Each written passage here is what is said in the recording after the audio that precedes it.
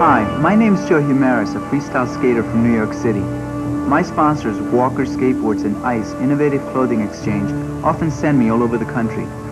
Here in LA are two of the best professionals about to session with their friends in a backyard half-pipe. The pastime that was first known as sidewalk surfing has at last come into its own. It's matured into full professional status. Skaters have designed and refined their gear, have created and polished their tricks, and have developed skills which have allowed skateboarding to be recognized as a full-blown legitimate sport. And as in every sport, skateboarding has its personalities, those whose special ability and unique style have set the best apart from the rest. These are the skaters who have captured the public's imagination.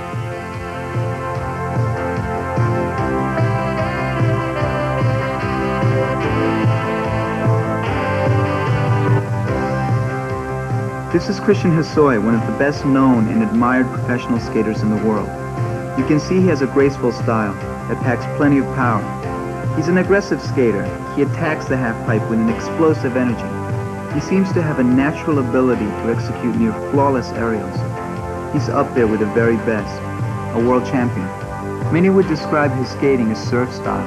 Hosoi likes to stay as smooth as possible, high and stylish.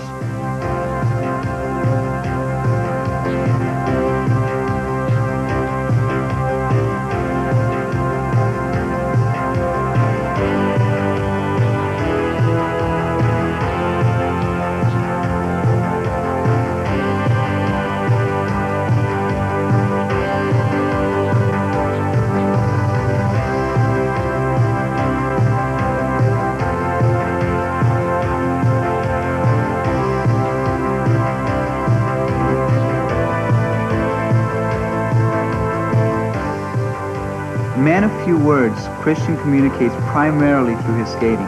He loves music, and he loves to put on a show. He's known for finding the time to guide and encourage beginners, to show them how to skate safely and well. Consequently, he has a well-deserved popularity with the younger skaters.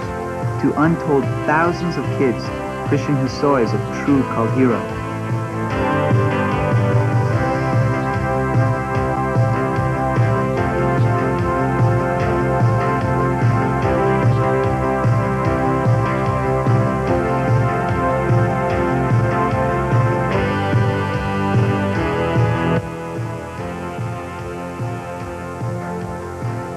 Hosoi is sort of a lone wolf. Rather than follow the pro path with factory sponsorship from one of the major skateboard manufacturers, he has taken the riskier course and gone into business for himself. He owns his own skateboard company, which he manages with the help of his dad, Ivan, who is himself heavily involved in the sport.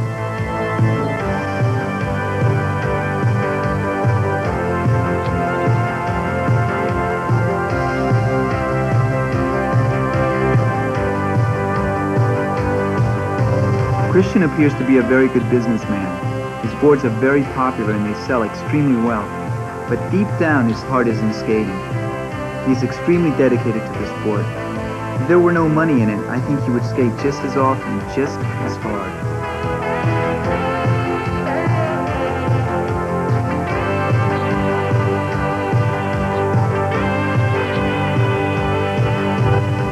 Christian's the type who yearns to skate forever.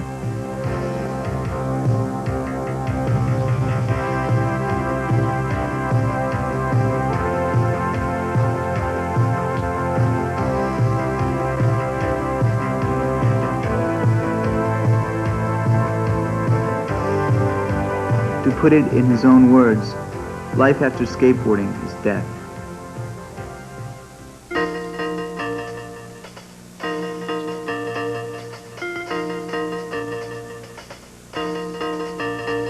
Of all forms of skateboarding, perhaps the most elegant is freestyle.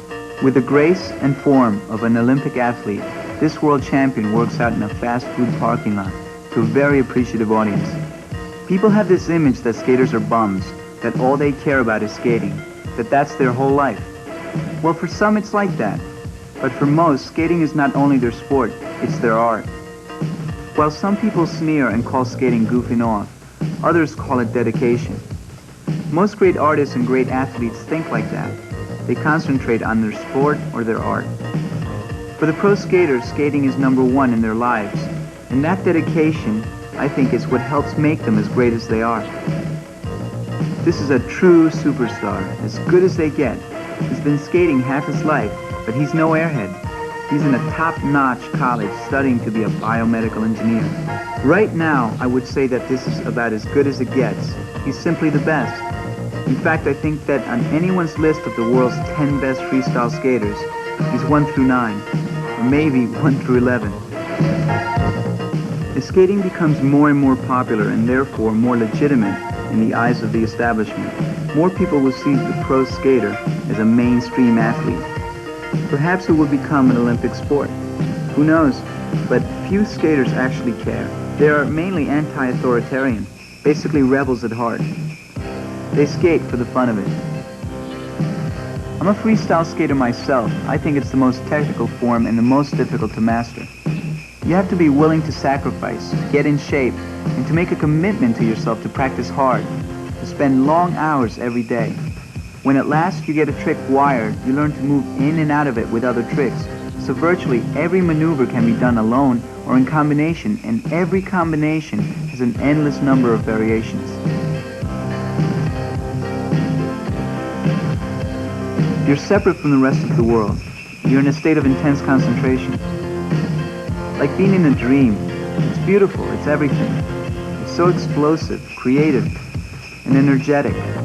It's very personal. It's basically a form of self-expression.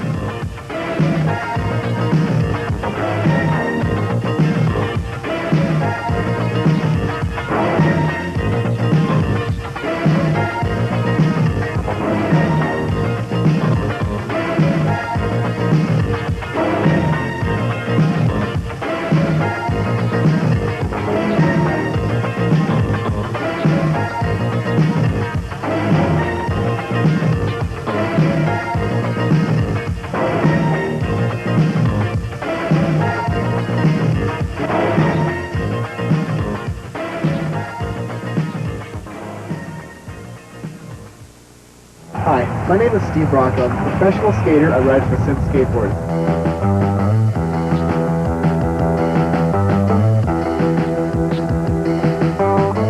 Today we're going to be showing you guys some basic tricks that you need to know in order to learn the harder tricks in skating. The first thing I'd like to show you is a frontside slide.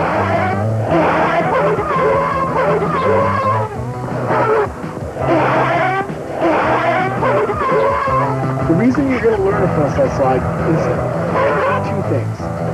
Number one, you have to be able to slow down when you're skating. You can't always skate at full speed. Number two, you can come to a complete stop with a frontside slide. You don't have to put your foot down. You don't have to lose control of the board. You can almost come to a complete stop.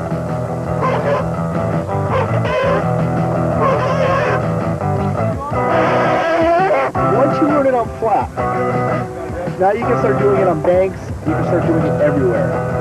Make sure you have the trick wired before you try anything else.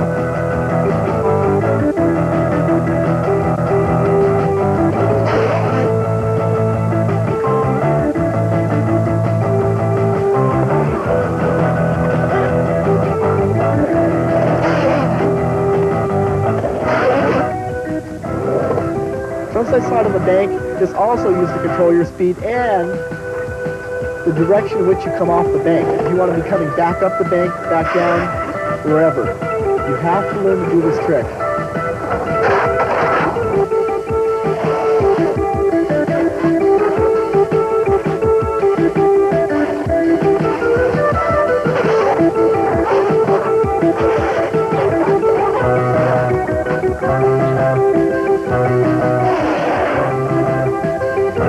The next trick we're going to learn is a boneless one. Boneless ones can be used for going over things.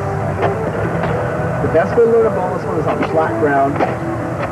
Grabbing your board, bending your knees and relaxing, bringing the board up, and then pushing off the ground, giving yourself time to get your foot back on the board.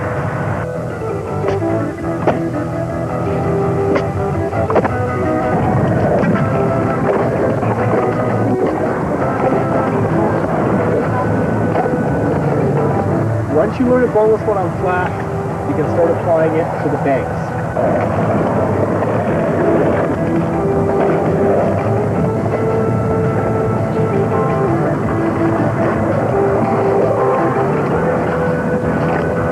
thing to remember when you're going to do a boneless one on the bank is relax so you can bend over and grab the board, okay? Number two is when you're boosting off, make sure you're boosting in a direction that's going to land you back down the bank in a line, not sideways.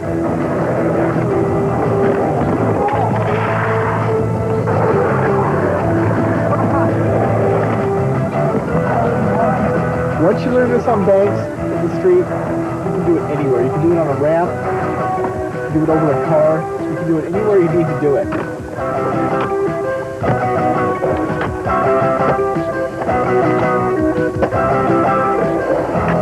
The point we're trying to get across here today is you have to learn the basic things before you go out and try things like 540s, 720s, 10-foot high Japan airs, all that kind of stuff.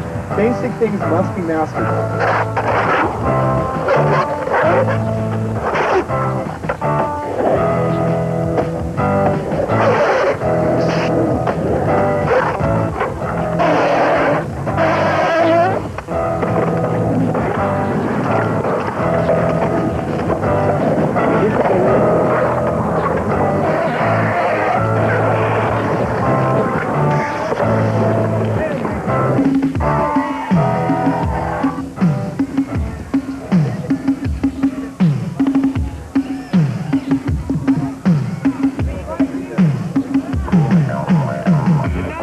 One of the great things about the sport is the non-sport element. Hanging out with your friends, hanging loose, and having a great time. Skaters are basically party animals. They ride hard, they party hard, and they take their fun seriously. It's like a real subculture. The world is divided into two groups, skaters and everybody else. You spend all day doing these intense tricks like radical 12-foot Japan airs, some gnarly McTwists, or acid drops off the garage roof. And then it's Miller time, man.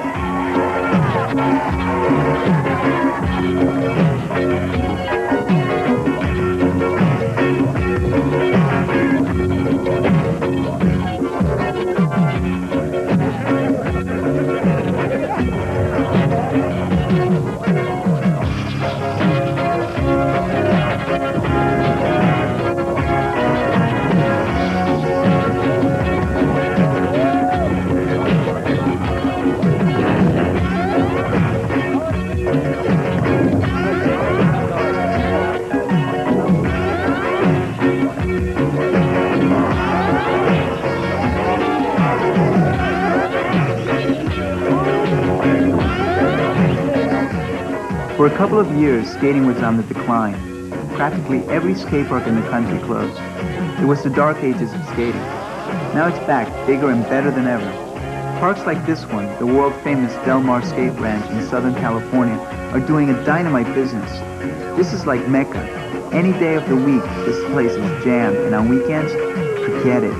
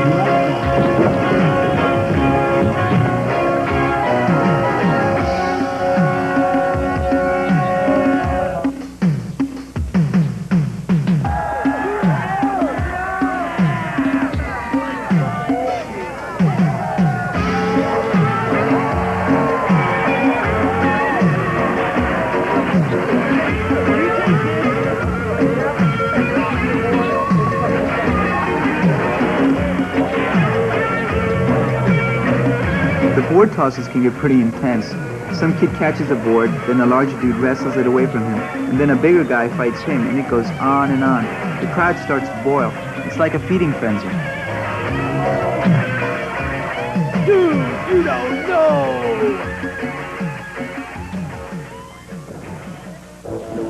My name's Joe Humaris.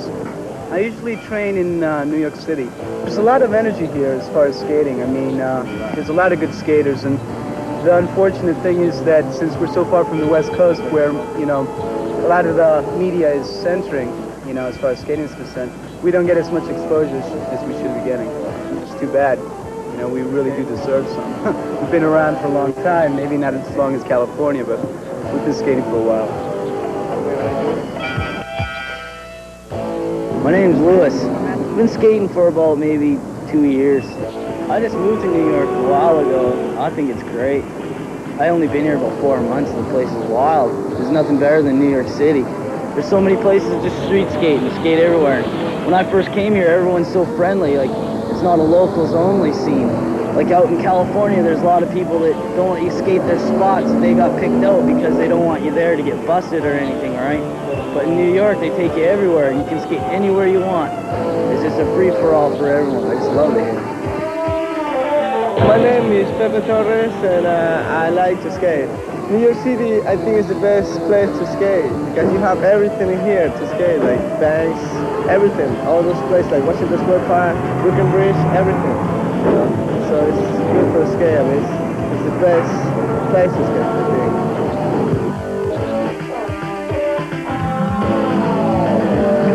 My name's Cal, and I'm a street skater in New York City. If you can make it in New York City skating without getting hit by a car, I basically think you can skate anywhere. Because skating in the street in New York is really tough because people try to hit you, you know. It's like the cabs, they're trying to run you over. They'll like slow down and then they'll go, come on, come on, come on. And then they'll gun it, you know, so you gotta be quick on your feet or else you're gonna get run over. Businessmen are the funniest. It's like, when you skate up on a businessman, they freeze. You know, they don't go either way. They just stay there and look at you and like, oh. And so, you know, you gotta run them over, you know. I mean, they ain't gonna move out of your way, so you just kind of knock them out of your way and keep going. You know, never stop or else, you know, you'll get in trouble. The skater of the future is gonna be the warriors of the future, right? They're gonna be like, have this armor that's like incorporated into their clothes, like shoulder pads and elbow pads and knee pads. And they're gonna skate around. If you're getting in the way, they're gonna knock you over and rip your head off. You know, and they're gonna like be these ultimate crazy looking guys, you know, and like pretty soon, after a while, like they've already got the moto boards, they're gonna have jet boards, right? And they're gonna be going in the air, so watch out, man, look up, or you're gonna get run over by these guys in the air, running around, these maniacs in New York City. I don't know, man, I like skating in New York. You gotta be dedicated. You have to be really dedicated in all types of skating, freestyle, vertical. You have to be willing to sacrifice, you know, put in a lot of hours. It takes a lot of practice to get good. It's not an easy sport. It takes time to develop the balance and the coordination. But the better you get, the funner it is. So, you know, it's something you get hooked on, you know. It's really addictive.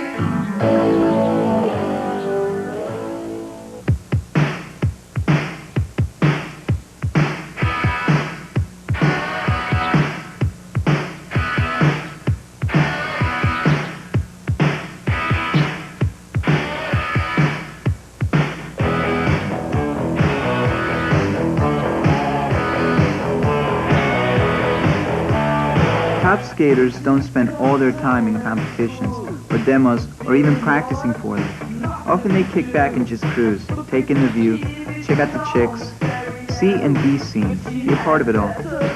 You'll find some of the top skaters in the world just gliding through the crowd in places like this, Venice Beach, California, USA. An innate sense of coordination and balance, courage, dedication, endless hours of practice, and a relentless determination to excel, to be the best. The heart and soul and the body of an athlete. These are what it takes to be a star in the sport of skateboarding. If you feel you have what it takes, go to a skate shop, buy the best board you can afford, and give it a try. It's not easy, but then again, there's nothing in the world quite like it.